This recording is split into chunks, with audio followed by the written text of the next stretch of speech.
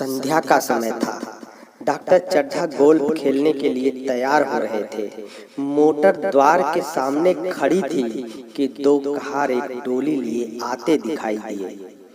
डोली के पीछे एक बूढ़ा लाठी टेकता चला आता था। डोली औषधालय के सामने आकर रुक गई। बूढ़े ने धीरे धीरे आकर द्वार पर पड़ी हुई चिक से झांका। ऐसी साफ सुथरी जमीन पर पैर रखते हुए भय हो रहा था कि कोई घुरक न बैठे। डॉक्टर साहब को खड़े देखकर भी उसे कुछ कहने का साहस न हुआ। डॉक्टर साहब ने चिक के अंदर से गरज कर कहा, कौन है, क्या चाहता है? बूढ़े आदमी ने हाथ जोड़कर कहा, हुजूर, बड़ा गरीब आदमी हूँ, मेरा लड़का कई दिन से। डॉक्टर साहब ने सिगार जलाकर कहा, कल सवेरे आओ, कल सवेरे, हम इस वक्त मरीजों को नहीं देखते। बूढ़े ने घुटने टेक कर जमीन पर सिर रख दिया और बोला, दुहाई है सरकार की, लड़का मर जाएगा हुजूर, 4 दिन से आंखें नहीं। डॉक्टर चड्ढा ने कलाई पर नजर डाली। केवल 10 मिनट समय और बाकी था। गोल्फ स्टिक खूंटी से उतारते हुए बोले, कल सवेरे आओ, कल सवेरे, यह हमारे खेलने का समय है। बूढ़े ने पगड़ी उतार कर चौखट पर रख दी और रो कर बोला, हुजूर, एक निगाह देख ले, बस एक निगाह, लड़का हाथ से चला जाएगा हुजूर, 7 लड़कों में यही एक बच रहा है हुजूर, हम दोनों आदमी रो रो कर मर जाएंगे, सरकार आपकी बढ़ती हो दीन बंधु। ऐसे उजट देहाती यहाँ प्रायः रोज आया करते थे। डॉक्टर साहब उनके स्वभाव से खूब परिचित थे। कोई कितना ही कुछ कहे पर वे अपनी ही रट लगाते जाएंगे, किसी की सुनेंगे नहीं। धीरे से चिक उठाई और बाहर निकलकर मोटर की तरफ चले। बूढ़ा यह कहता हुआ उनके पीछे दौड़ा, सरकार, बड़ा धर्म होगा, हुजूर दया कीजिए, बड़ा दीन दुखी हूँ, संसार में कोई और नहीं है बाबूजी। मगर डॉक्टर साहब ने उसकी ओर मुंह फेर कर देखा तक नहीं। मोटर पर बैठकर बोले, कल सवेरे आना। मोटर चली गई। बूढ़ा कई मिनट तक मूर्ति की भांति निश्चल खड़ा रहा। संसार में ऐसे मनुष्य भी होते हैं जो अपने आमोद प्रमोद के आगे किसी की जान की भी परवाह नहीं करते। शायद इसका उसे अब भी विश्वास न आता था। सभ्य संसार इतना निर्मम, इतना कठोर है, इसका ऐसा मर्म भेदी अनुभव अब तक न हुआ था। वह उन पुराने जमाने के जीवों में था जो लगी हुई आग को बुझाने, मुर्दे को कंधा देने, किसी के छप्पर को उठाने और किसी कलह को शांत करने के लिए सदैव तैयार रहते थे। जब तक बूढ़े को मोटर दिखाई दी, वह खड़ा टकटकी लगाए उस ओर ताकता रहा। शायद उसे अब भी डॉक्टर साहब के लौट आने की आशा थी। फिर भी उसने कहारों से डोली उठाने को कहा। डोली जिधर से आई थी उधर ही चली गई। चारों ओर से निराश होकर वह डॉक्टर चड्ढा के पास आया था। इनकी बड़ी तारीफ सुनी थी। यहाँ से निराश होकर फिर वह किसी दूसरे डॉक्टर के पास न गया। किस्मत ठोक ली। उसी रात उसका हंसता खेलता 7 साल का बालक अपनी बाल लीला समाप्त करके इस संसार से सिधार गया। बूढ़े माँ बाप के जीवन का यही एक आधार था। इसी का मुंह देखकर जीते थे। इस दीपक के बुझते ही जीवन की अंधेरी रात भाएं भाएं करने लगी। बुढ़ापे की विशाल ममता टूटे हुए हृदय से निकलकर अंधकार आर्त स्वर से रोने लगी।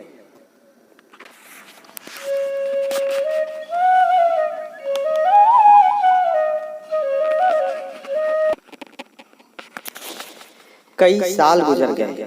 डॉक्टर चड्ढा ने खूब यश और धन कमाया, लेकिन इसके साथ ही अपने स्वास्थ्य की रक्षा भी की, जो एक साधारण बात थी।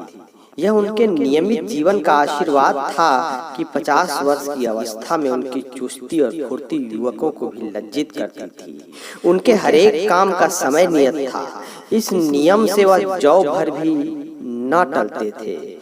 बहुधा लोग स्वास्थ्य के नियमों का पालन उस समय करते हैं जब रोगी हो जाते हैं। डॉक्टर चड्ढा उपचार और संयम का रहस्य खूब समझते थे।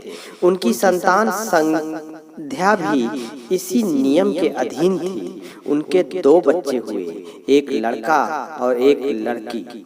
तीसरी संतान न हुई, इसलिए श्रीमती चड्ढा भी अभी जवान मालूम होती थी। लड़की का तो विवाह हो चुका था, लड़का कॉलेज में पढ़ता था। वही माता पिता के जीवन का आधार था। शील और विनय का पुतला, बड़ा ही रसिक, बड़ा ही उदार, विद्यालय का गौरव, युवक समाज की शोभा, मुखमंडल से तेज की छटा सी निकलती थी। आज उसकी 20वीं सालगिरह थी। संध्या का समय था। हरी हरी घास पर कुर्सियां बिछी हुई थी। शहर के रईस और हुक्मरान एक तरफ, कॉलेज के छात्र दूसरी तरफ बैठे भोजन कर रहे थे। बिजली के प्रकाश से सारा मैदान जगमगा रहा था। आमोद प्रमोद का सामान भी जमा था। छोटा सा प्रहसन खेलने की तैयारी थी। प्रहसन स्वयं कैलाश नाथ ने लिखा था। वही मुख्य एक्टर भी था। इस समय वह एक रेशमी कमीज पहने नंगे से नंगे पांव इधर से उधर मित्रों की आव भगत में लगा हुआ था। कोई पुकारता, कैलाश जरा इधर आना। कोई उधर से बुलाता, कैलाश क्या उधर ही रहोगे। सभी उसे छेड़ते थे, चुहले करते थे। बेचारे को जरा दम मारने का अवकाश न मिलता था। सहसा एक रमणी ने उसके पास आकर पूछा, क्यों कैलाश, तुम्हारे सांप कहाँ है? जरा मुझे दिखा दो। कैलाश ने उससे हाथ मिलाकर कहा, मृणालिनी, इस वक्त क्षमा करो, कल दिखा दूंगा। मृणालिनी ने आग्रह किया, जी नहीं, तुम्हें दिखाना पड़ेगा। मैं आज नहीं मानने की, तुम रोज कल कल करते हो। मृणालिनी और कैलाश दोनों सहपाठी थे और एक दूसरे के प्रेम में पगे हुए। कैलाश को सांपों के पालने, खिलाने और नचाने का शौक था। तरह तरह के सांप पाल रखे थे। उनके स्वभाव और चरित्र की परीक्षा करता था। थोड़े दिन हुए उसने विद्यालय में सांपों पर एक मार्के का व्याख्यान दिया था। सांपों को नचा कर दिखाया भी था। प्राणी शास्त्र के बड़े बड़े पंडित भी यह व्याख्यान सुनकर दंग रह गए थे। यह विद्या उसने एक बड़े सपेरे से सीखी थी। सांपों की जड़ी बूटियों जमा करने का उसे मरज था। इतना पता भर मिल जाए कि किसी व्यक्ति के पास कोई अच्छी जड़ी है, फिर उसे चैन न आता था, उसे लेकर ही छोड़ता था। यही व्यसन था। इस पर हजारों रुपए फूंक चुका था। मृणालिनी कई बार आ चुकी थी, पर कभी सांपों को देखने के लिए इतनी उत्सुक न हुई थी। कह नहीं सकते आज उसकी उत्सुकता सचमुच जाग गई थी, या वह कैलाश पर अपने अधिकार का प्रदर्शन करना चाहती थी। पर उसका आग्रह बेमौका था। मृणालिनी और कैलाश दोनों सहपाठी थे और एक दूसरे के प्रेम में पगे हुए। कैलाश को सांपों के पालने, खिलाने और नचाने का शौक था। तरह तरह के सांप पाल रखे थे। उनके स्वभाव और चरित्र की परीक्षा करता रहता था। थोड़े दिन हुए उसने विद्यालय में सांपों पर एक मार्के का बयान दिया था। सांपों को नचाकर दिखाया भी था। प्राणी शास्त्र के बड़े बड़े पंडित भी यह व्याख्यान सुनकर दंग रह गए थे। यह विद्या उसने एक बड़े सपेरे से सीखी थी। सांपों की जड़ी बूटियां जमा करने का उसे मरज था। इतना पता भर मिल जाए कि किसी व्यक्ति के पास कोई अच्छी जड़ी है, फिर उसे चैन ना आता था, उसे लेकर ही छोड़ता था। यही व्यसन था। इस पर हजारों रुपए फूंक चुका था। मृणालिनी कई बार आ चुकी थी, पर कभी सांपों को देखने के लिए इतनी उत्सुक न हुई थी। कह नहीं सकते आज उसकी उत्सुकता सचमुच जाग गई थी, या वह कैलाश पर अपने अधिकार का प्रदर्शन करना चाहती थी। पर उसका आग्रह बेमौका था। उस कोठरी में कितनी भीड़ लग जाएगी, भीड़ को देखकर सांप कितने चौंकेंगे और रात के समय उन्हें छेड़ा जाना कितना बुरा लगेगा, इन बातों का उसे जरा भी ध्यान न आया। कैलाश ने कहा, नहीं, कल जरूर दिखा दूंगा। इस वक्त अच्छी तरह दिखा भी तो न सकूंगा। कमरे में तिल रखने को भी जगह न मिलेगी। एक महाशय ने छेड़ कर कहा, दिखा क्यों नहीं देते? जरा सी बात के लिए इतना टाल मटोल कर रहे हो।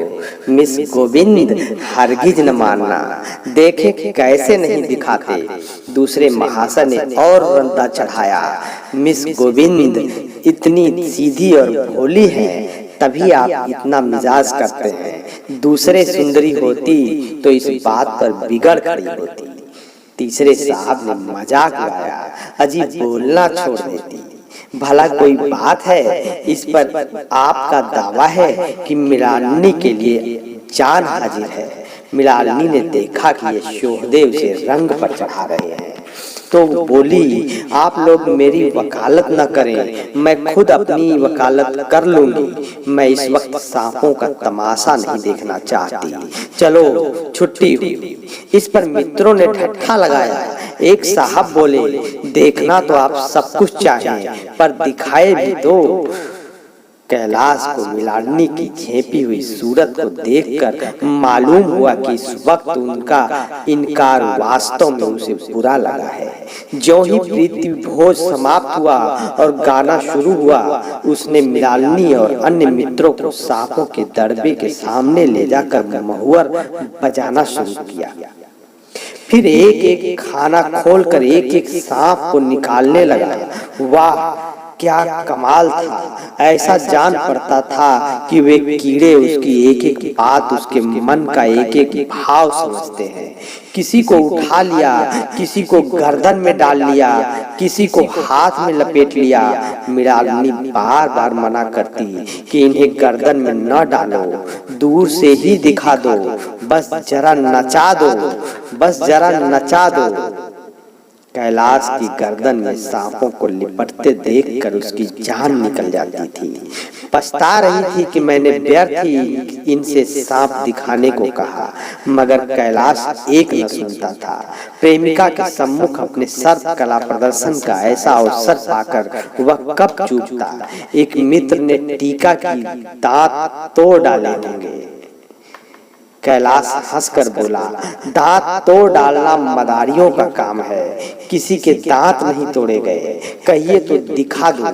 कहकर उसने एक काले सांप को पकड़ लिया और बोला, मेरे पास इससे बड़ा और जहरीला सांप दूसरा नहीं है। अगर किसी को काट ले तो आदमी आनन फानन में मर जाए, लहर भी ना आए। इसके काटे पर मंत्र नहीं, इसके दांत दिखा दो।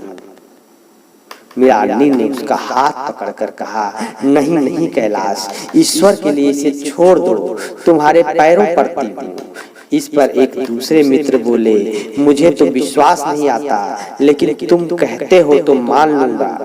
कैलाश ने सांप की गर्दन पकड़कर कहा, नहीं साहब, आप आंखों से देख लेकर मानिए। दांत तोड़कर बस में किया तो क्या, सांप बड़ा समझदार होता है। अगर उसे विश्वास हो जाए कि इस आदमी से मुझे कोई हानि न पहुंचेगी तो वह उसे हरगिज न काटेगा। मृणालिनी ने जब देखा कि कैलाश पर इस वक्त भूत सवार है तो उसने यह तमाशा न करने के विचार से कहा, अच्छा भाई, अब यहाँ से चलो। देखा गाना शुरू हो गया है, आज मैं भी कोई चीज सुनाऊंगी। यह कहते हुए उसने कैलाश का कंधा पकड़कर चलने का इशारा किया और कमरे से निकल गई। मगर कैलाश विरोधियों का शंका समाधान करके ही दम लेना चाहता था। उसने सांप की गर्दन पकड़कर जोर से दबाई, इतनी जोर से दबाई कि उसका मुंह लाल हो गया, देह की सारी नसें तन गई। सांप ने अब तक उसके हाथों ऐसा व्यवहार न देखा था। उसकी समझ में न आता था कि यह मुझसे क्या चाहते हैं। उसे शायद भ्रम हुआ कि मुझे मार डालना चाहते हैं, अतः वह आत्मरक्षा के लिए तैयार हो गया। कैलाश ने उसकी गर्दन खूब दबाकर मुंह खोल दिया और उसके जहरीले दांत दिखाते हुए बोला, जिन सज्जनों को शक हो आकर देख लें, आया विश्वास या अब भी कुछ शक है। मित्रों ने आकर उसके दांत देखे और चकित हो गए। प्रत्यक्ष प्रमाण के सामने संदेह को स्थान कहा। मित्रों का शंका निवारण करके कैलाश ने सांप की गर्दन ढीली कर दी और उसे जमीन पर रखना चाहा, पर वह काला गेहूं क्रोध से पागल हो रहा था। गर्दन नरम पड़ते ही उसने सिर उठाकर कैलाश की उंगली में जोर से काटा और वहां से भागा। कैलाश की उंगली से टप टप खून टपकने लगा। उसने जोर से उंगली दबा ली और अपने कमरे की तरफ दौड़ा। वहां मेज की दराज में एक जड़ी रखी हुई थी जिसे पीस कर लगा देने से घातक विष भी रफू हो जाता था। मित्रों में हलचल पड़ गई। बाहर महफिल में भी खबर हुई। डॉक्टर साहब घबरा कर दौड़े। फौरन उंगली की जड़ कसकर बांधी गई और जड़ी पीसने के लिए दी गई। डॉक्टर साहब जड़ी के कायल न थे। वह उंगली का डसा भाग नस्तर से काट देना चाहते थे, मगर कैलाश को जड़ी पर पूर्ण विश्वास था। मृणालिनी पियानो पर बैठी हुई थी। यह खबर सुनते ही दौड़ी और कैलाश की उंगली से टपकते हुए खून को रुमाल से पोंछने लगी। जड़ी पीसी जाने लगी, पर उसी 1 मिनट में कैलाश की आंखें झपकने लगी। ओठों पर पीलापन दौड़ने लगा, यहाँ तक कि वह खड़ा न रह सका। फर्श पर बैठ गया। सारे मेहमान कमरे में जमा हो गए। कोई कुछ कहता था, कोई कुछ। इतने में जड़ी पीस कर आ गई। मृणालिनी ने उंगली पर लेप किया। 1 मिनट और बीता। कैलाश की आंखें बंद हो गई। वह लेट गया और हाथ से पंखा झलने का इशारा किया। माँ ने दौड़कर उसका सिर गोद में रख लिया और बिजली का टेबल फैन लगा दिया। डॉक्टर साहब ने झुककर पूछा, कैलाश कैसी तबीयत है? कैलाश ने धीरे से हाथ उठा लिए, पर कुछ बोल न सका। मृणालिनी ने करुण स्वर में कहा, क्या जड़ी कुछ असर न करेगी? डॉक्टर साहब ने सिर पकड़कर कहा, क्या बताऊं, मैं इसकी बातों में आ गया। अब तो नस्तर से भी कुछ फायदा न होगा। आध घंटे तक यही हाल रहा।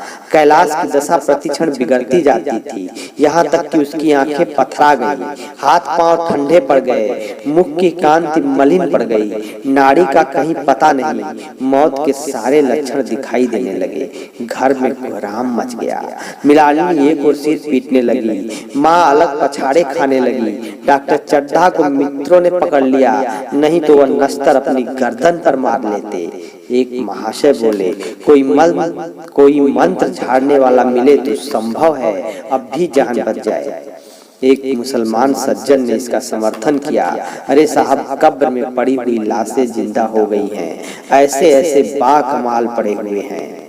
डॉक्टर चड्ढा बोले, मेरी अक्ल पर पत्थर पड़ गया था कि इसकी बातों में आ गया। नस्तर लगा देता तो यह नौबत ही क्यों आती। बार बार समझाता रहा कि बेटा सांप न पालो, मगर कौन सुनता था। बुलाइए, किसी झाड़ फूंक करने वाले को ही बुलाइए। मेरा सब कुछ ले ले, मैं अपनी सारी जायदाद उसके पैरों पर रख दूंगा, लंगोटी बांधकर घर से निकल जाऊंगा, मगर मेरा कैलाश, मेरा प्यारा कैलाश उठ बैठे। ईश्वर के लिए किसी को बुलवाइए। एक महाशय का किसी झाड़ने वाले से परिचय था। वह दौड़कर उसे बुला लाए, मगर कैलाश की सूरत देखकर उसे मंत्र चलाने की हिम्मत न पड़ी। बोला, अब क्या हो सकता है सरकार, जो कुछ होना था हो चुका। अरे मूर्ख, यह क्यों नहीं कहता कि जो कुछ न होना था वह कहाँ हुआ। माँ बाप ने बेटे का चेहरा कहाँ देखा। मृणालिनी का कामना तरु क्या पल्लव और पुष्प पे रंजित हो उठा। मन के वह स्वर्ण स्वप्न जिनसे जीवन आनंद का स्रोत बना हुआ था, क्या पूरे हो गए। जीवन के नृत्यमय तारिका मंडित सागर में आमोद की बहार लूटते हुए क्या उनकी नौका जलमग्न नहीं हो गई। जो न होना था वह हो गया। वही हरा भरा मैदान था, वही सुंदरी चांदनी, वही सुनहरी चांदनी एक निशब्द संगीत की भांति प्रकृति पर छाई हुई थी। वही मित्र समाज था, वही मनोरंजन के सामान थे, मगर जहां हास्य की ध्वनि थी वहां करुण क्रंदन और अश्रु प्रवाह था। शहर से कई मील दूर एक छोटे से घर में एक बूढ़ा और बुढ़िया अंगीठी के सामने बैठे जाड़े की रात काट रहे थे। बूढ़ा नारियल पीता था और बीच बीच में खांसता था। बुढ़िया दोनों घुटनियों में सिर डाले आग की ओर ताक रही थी। एक मिट्टी के तेल की कुप्पी ताक पर जल रही थी। घर में न चारपाई थी न बिछौना, एक किनारे थोड़ी सी पुआल पड़ी हुई थी। इसी कोठरी में एक चूल्हा था। बुढ़िया दिन भर उपले और सूखी लकड़ियां बटोरती थी। बूढ़ा रस्सी पटकर बाजार में बेच आता था। यही उनकी जीविका थी। उन्हें न किसी ने रोते देखा न हंसते। उनका सारा समय जीवित रहने में कट जाता था। मौत द्वार पर खड़ी थी, रोने या हंसने की कहाँ फुर्सत।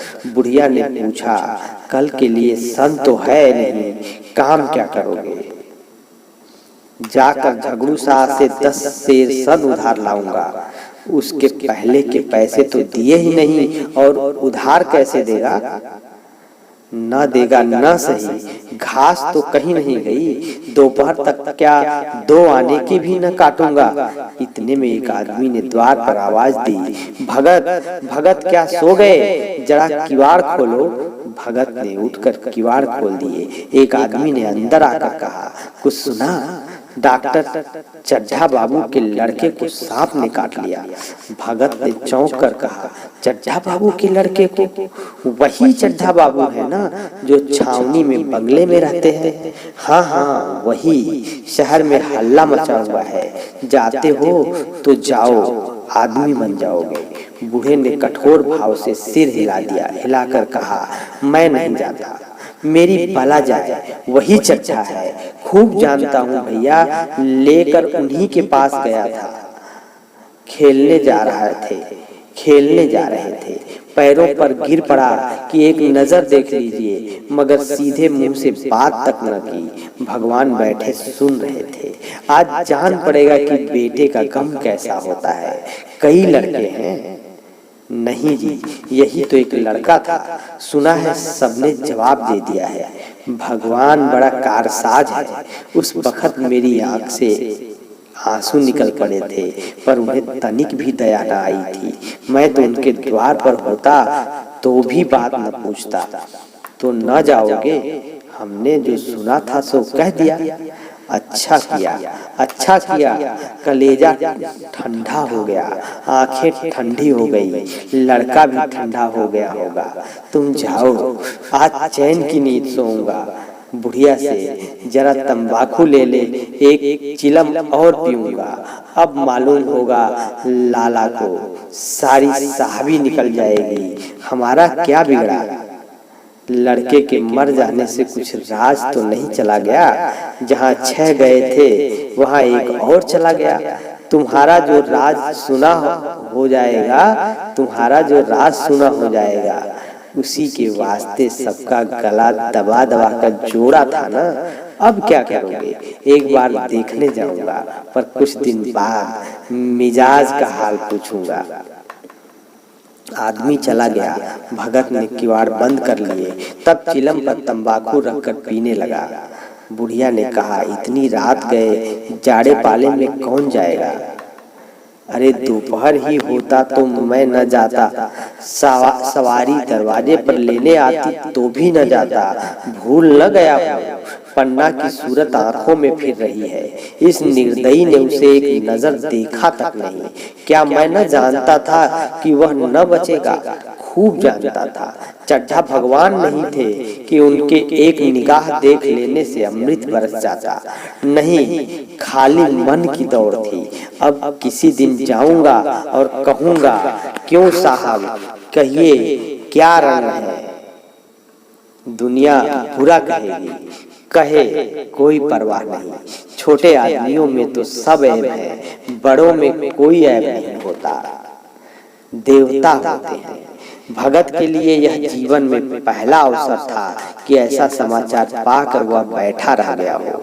80 वर्ष के जीवन में ऐसा कभी न हुआ था कि सांप की खबर पाकर वह दौड़ न गया हो। माघ पूस की अंधेरी रात, चैत बैसाख की धूप और लू सावन भादों की चढ़ी हुई नदी और नाले किसी की उसने कभी परवाह न की। वह तुरंत घर से निकल पड़ता था। निस्वार्थ, निष्काम, लेन देन का विचार कभी दिल में आया नहीं। यह साकाम ही न था। जान का मूल्य कौन दे सकता है? यह एक पुण्य कार्य था। सैकड़ों निराशों को उसके मंत्रों ने जीवन दान दे दिया था, पर आप वह घर से कदम नहीं निकाल सका।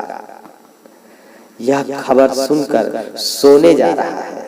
बुढ़िया ने कहा, तंबाकू अंगीठी के पास रखी हुई है, उसके भी आज 2.5 पैसे हो गए, देती ही न थी। बुढ़िया यह कहकर लेटी। बूढ़े ने कुप्पी बुझाई, कुछ देर खड़ा रहा, फिर बैठ गया, अंत को लेट गया। पर यह खबर उसके हृदय पर बोझे की भांति रखी हुई थी। उसे मालूम हो रहा था उसकी कोई चीज खो गई है। उस जैसे सारे कपड़े गीले हो गए हैं या पैरों में कीचड़ लगा हुआ है, जैसे कोई उसके मन में बैठा हुआ उसे घर से निकालने के लिए कुरेद रहा है। बुढ़िया जरा देर में खर्राटे लेने लगी। बूढ़े बातें करते करते सोते हैं और जरा सा खटा होते ही जागते हैं। तब भगत उठा, अपनी लकड़ी उठा ली और धीरे से किवाड़ खोले। बुढ़िया ने पूछा, कहाँ जाते हो? कहीं नहीं, देखता था कि कितनी रात है। अभी बहुत रात है, सो जाओ। नींद नहीं आती? नींद काहे आवेगी? मन तो चड्ढा के घर पर लगा हुआ है। चड्ढा ने मेरे साथ कौन सी नेकी कर दी है जो वहां जाऊं? वह आकर पैरों पड़े तो भी न जाऊं। उठे तो तुम इसी इरादे से रही।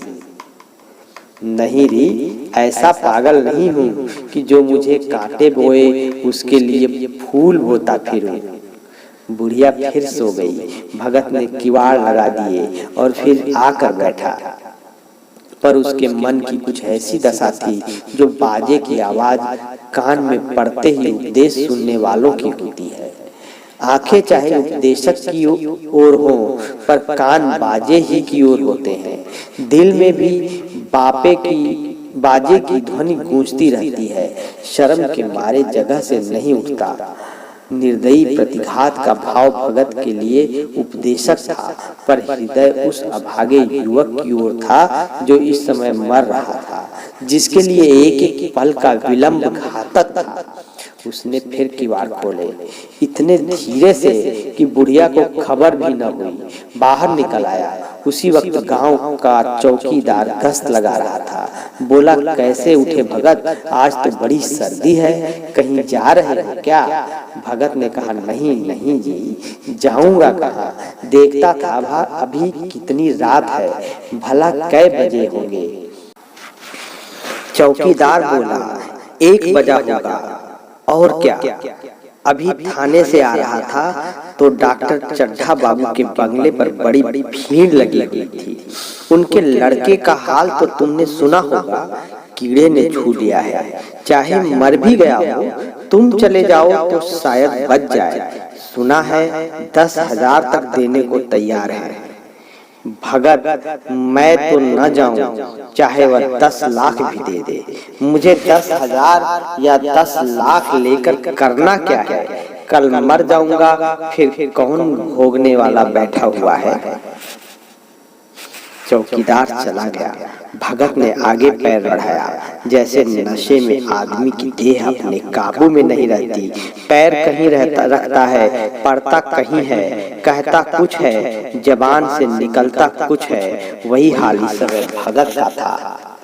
मन में प्रतिकार था, पर कर्म मन के अधीन न था। जिसने कभी तलवार नहीं चलाई, वह इरादा करने पर भी तलवार नहीं चला सकता। उसके हाथ कांपते हैं, उठते ही नहीं। भगत लाठी खटखट करता लपका चला जाता था। चेतना रोकती थी, पर उपचेतना ठेलती थी। सेवक स्वामी पर हावी था। आधी रात निकल जाने के बाद सहसा भगत रुक गया। हिंसा ने क्रिया पर विजय पाई। मैं यूं ही इतनी दूर चला आया। इस जाड़े पाले में मरने की मुझे क्या पड़ी थी? आराम से सोया क्यों नहीं? नींद न आती न सही, दो चार भजन ही गाता, व्यर्थ इतनी दूर दौड़ा आया। चड्ढा का लड़का रहे या मरे, मेरी कला से मेरे साथ उन्होंने ऐसा कौन सा सलूक किया था कि मैं उनके लिए मरूं। दुनिया में हजारों मरते हैं, हजारों जीते हैं, मुझे किसी के मरने जीने से मतलब। मगर उपचेतन ने अब एक दूसरे रूप धारण कर लिया। जो हिंसा से बहुत कुछ मिलता जुलता था, वह झाड़ फूंक करने नहीं जा रहा है, वह देखेगा कि लोग क्या कर रहे हैं। डॉक्टर साहब का रोना पीटना देखेगा, किस तरह सिर पीटते हैं, किस तरह पछाड़े खाते हैं। वे लोग तो विद्वान होते हैं, सब्र कर जाते होंगे। हिंसा भाव को यूं धीरज देता हुआ वह फिर आगे बढ़ा। इतने में दो आदमी आते दिखाई दिए। दोनों बातें करते चले जा रहे थे। चड्ढा बाबू का घर उजड़ गया। वही तो एक लड़का था। भगत के कान में आवाज पड़ी, उसकी चाल और भी तेज हो गई। थकान के मारे पांव न उठते थे। शिरोभाग इतना बढ़ा जाता था मानो अब मुंह के बल गिर पड़ेगा। इस तरह वह कोई 10 मिनट तक चला होगा कि डॉक्टर साहब का बंगला नजर आया। बिजली की बत्तियां जल रही थी, मगर सन्नाटा छाया हुआ था। रोने पीटने की आवाज भी न आती थी। भगत का कलेजा धक धक करने लगा। कहीं मुझे बहुत देर तो नहीं हो गई। वह दौड़ने लगा। अपनी उम्र में वह इतना तेज कभी न दौड़ा था।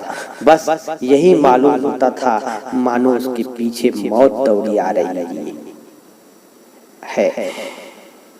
2 बज गए थे। मेहमान विदा हो गए। रोने वालों में केवल आकाश के तारे रह गए थे और सभी रो रो कर थक गए थे। बड़ी उत्सुकता के साथ लोग रह रह आकाश की ओर देखते थे कि किसी तरह सुबह हो और लाश गंगा की गोद में दी जाए। सहसा भगत ने द्वार पर पहुंचकर आवाज दी, डॉक्टर साहब, समझे कोई मरीज आया होगा।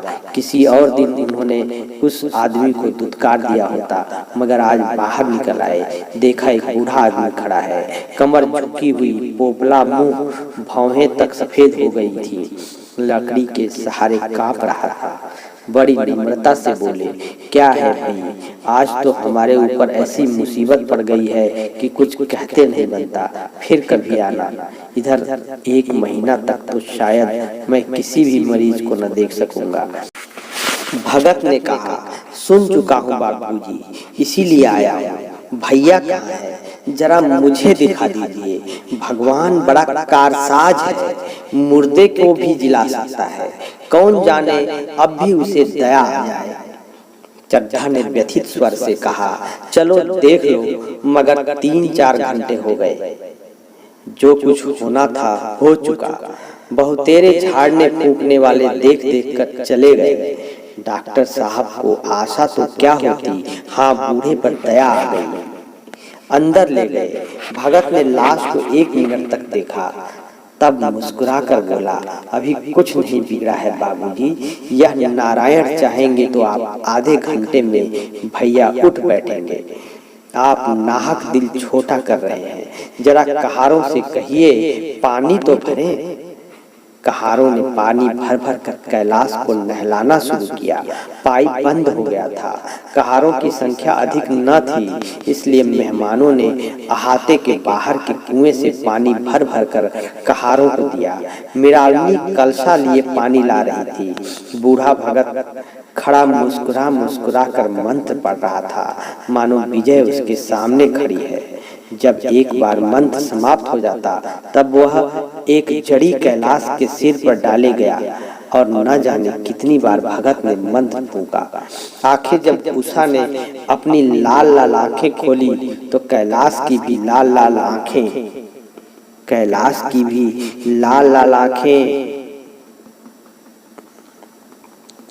आंखें खुल गई। एक क्षण में उसने अंगड़ाई ली और पानी पीने को मांगा। डॉक्टर चड्ढा ने दौड़कर नारायणी को गले लगा लिया। नारायणी दौड़कर भगत के पैरों पर गिर पड़ी और मृणालिनी कैलाश के सामने आंखों में आंसू भरे पूछने लगी, अब कैसी तबीयत है। एक क्षण में चारों तरफ खबर फैल गई। मित्रगण मुबारकबाद देने आने लगे। डॉक्टर साहब बड़े बड़े श्रद्धा भाव से हर एक के सामने भगत का यश गाते फिरते थे। सभी लोग भगत के दर्शनों के लिए उत्सुक हो उठे, मगर अंदर जाकर देखा तो भगत का कहीं पता न था। नौकरों ने कहा, अभी तो यहीं बैठे चिलम पी रहे थे। हम लोग तंबाकू देने लगे तो नहीं ली, अपने पास से तंबाकू निकाल कर भरी। जहाँ तो भगत की चारों ओर तलाश होने लगी और भगत लपका हुआ घर चला जा रहा था कि बुढ़िया के उठने से पहले पहुंच जाऊं। जब मेहमान लोग चले गए तो डॉक्टर साहब ने नारायणी से कहा, बुढ़ा न जाने कहाँ चला गया, एक चिलम तंबाकू का भी रवादार न हुआ। नारायणी, मैंने तो सोचा था इसे कोई बड़ी रकम दूंगी। चड्ढा रात को तो मैंने नहीं पहचाना, पर जरा साफ हो जाने पर पहचान गया। एक बार यह एक मरीज को लेकर आया था। मुझे अब याद आता है कि मैं खेलने जा रहा था और मरीज को देखने से इनकार कर दिया था।